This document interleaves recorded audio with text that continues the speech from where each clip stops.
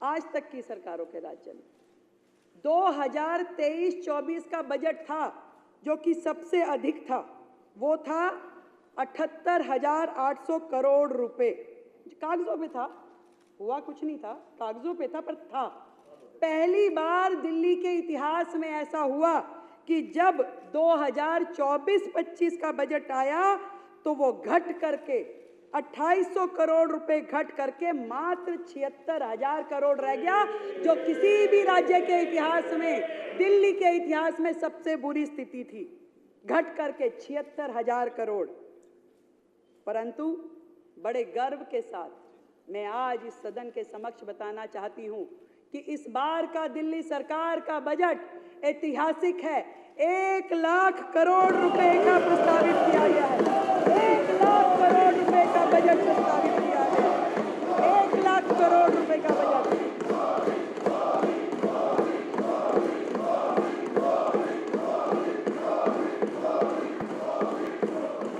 जो कि न केवल दिल्ली के इतिहास में बल्कि देश में इतनी तरक्की करने वाला, जो कि 31.5% अधिक है, पिछले साल की तुलना में अभूतपूर्व और ऐतिहासिक बजट है।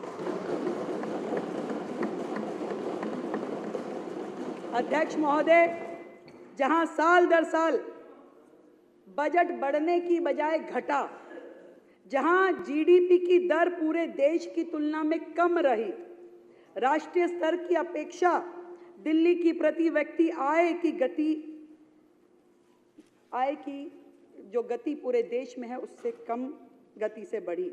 इससे यह स्पष्ट है कि पिछली सरकार में ना तो क्षमता थी कि वो राजस्व बढ़ा सके और ना ही इच्छा शक्ति थी कि विकास कार्यों पे ईमानदारी से खर्चा कर सके। ये स्थिति थी पिछली सरकारों की।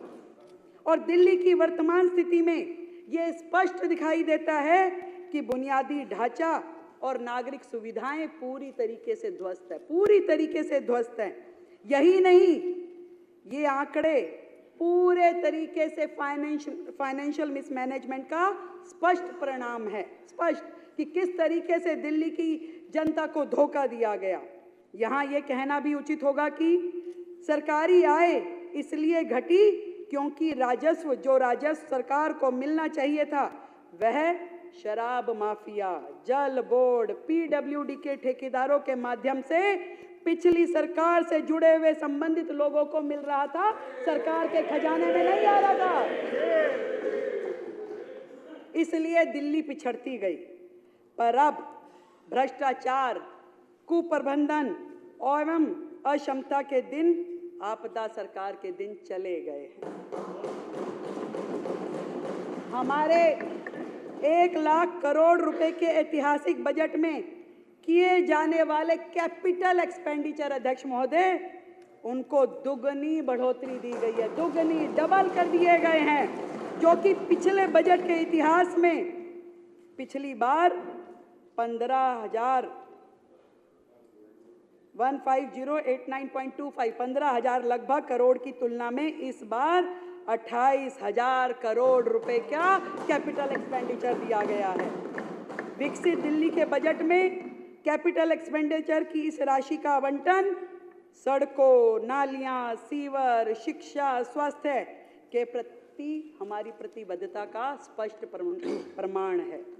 अध्यक्ष महोदय, पिछली सरकार ने यह कहते हुए डेवलपमेंट में कम खर्च किए, हमारे पास धन नहीं है, हमारे पास संसाधन नहीं है। विडंबना यह है कि अगर पिछली सरकार ने दिल्ली में केंद्र सरकार की योजनाओं को मात्र राजनीतिक कारणों से यदि रोका ना होता तो शहर में स्वास्थ्य की, शहरी आवास, पानी, सीवर आदि विकास कार्यों में पैसों की कभी कमी नहीं होती, कभी कमी नहीं होती। राजनीतिक कारणों से हर योजना को रोका गया, परंतु दिल्ली का दुर्भाग्य रहा। अध्यक्ष महोदय, एक उदाहरण मैं प्रस्तुत करना चाहती हूं।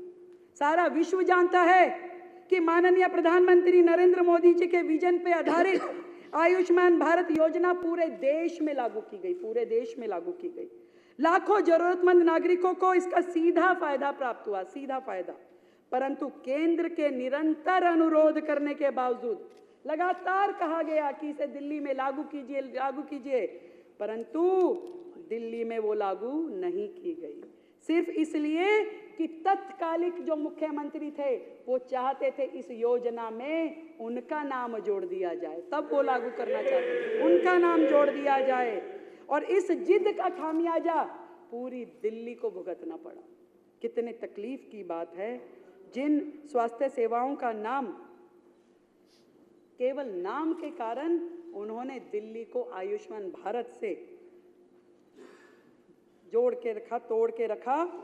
आज इस सदन में मैं बड़े हर्ष के साथ ये बताना चाहती हूँ कि सरकार ने जिस दिन अपना कार्यभार लिया, शपथ के तुरंत बाद पहली कैबिनेट की मीटिंग करके आयुष्मान भारत को दिल्ली में लागू करने का निर्णय लिया गया और ये योजना बहुत जल्द अब दिल्ली में लागू हो जाएगी, जिसके माध्यम से दिल्ली के लोगों को प्रधानमंत्री जन आरोग्य योजना, आयुष्मान आरोग्य मंदिर और प्रधानमंत्री आयुष्मान भारत इंफ्रास्ट्रक्चर मिशन जैसी योजनाओं के रूप में बेहतरीन स्वास्थ्य सेवाएं उपलब्ध हो पाएंगी। हमारी सरकार ने किया अध्यक्ष महोदय, और ये निर्णय भी लिया कि प्रधानमंत्री जन आरोग्य योजना में केंद्र के द्वारा दिए जा रहे 5 लाख रुपए के इंश्योरेंस के साथ साथ दिल्ली सरकार उसमें टॉप अप करके और 5 लाख रुपए का अतिरिक्त इंश्योरेंस दिल्ली के लोगों को देगी।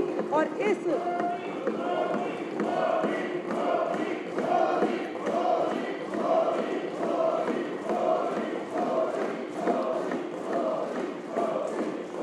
तरीके से दिल्ली की जनता को अब 10 लाख रुपए का इंश्योरेंस मिल पाएगा, और जिसके लिए हमने लगभग 2144 करोड़ रुपए आवंटित करने का प्रस्ताव किया है।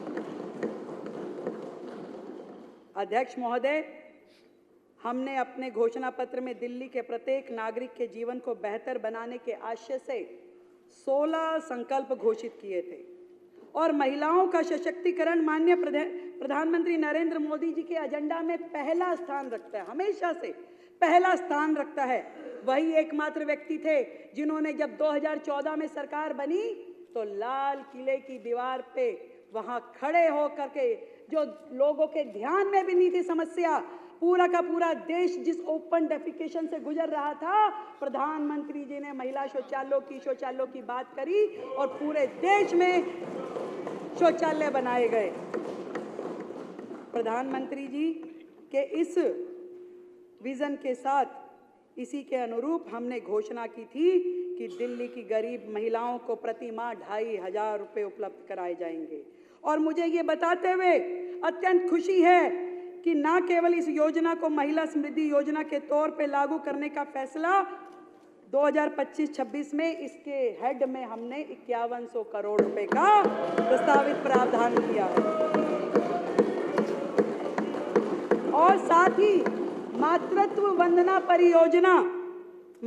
वंदना परियोजना के अंतर्गत, जिसमें 21,000 रुपए गर्भवती महिलाओं को और 6 पोषण किट दी जाएगी, उसमें 210 करोड़ रुपए का प्रावधान किया है।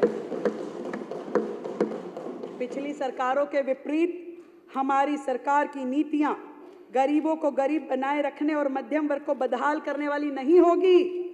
सर्वे भवन्तु सुखिना, सर्वे सन्तु निरामया, ये भारतीय दर्शन के प्रेरित होकर हमारी सरकार झुग्गी बस्तियों में, अनारक्षित कॉलोनियों में, मध्यम वर्ग, उच्च वर्ग के इलाकों में रहने वाले दिल्ली वासियों की सुख सुविधा और स्वास्थ्य की समुचित व्यवस्थाएं करेगी।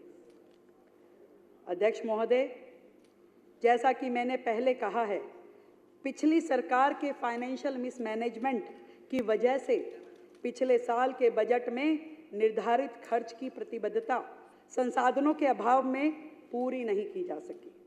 अतः चालू वित्त वर्ष में आय और राजस्व की स्थिति को देखते हुए वित्त वर्ष 2024-25 के संशोधित बजट के अनुमानों को घटा